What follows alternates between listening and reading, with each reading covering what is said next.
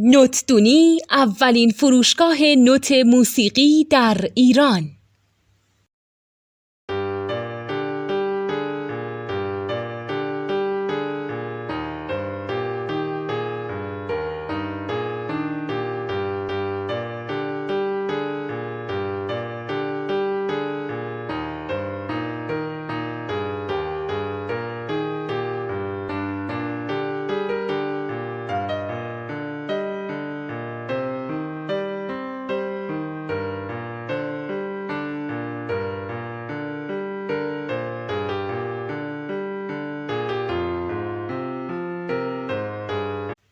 سلام دوست من، شما پیشنمایش این آموزش رو مشاهده کردید.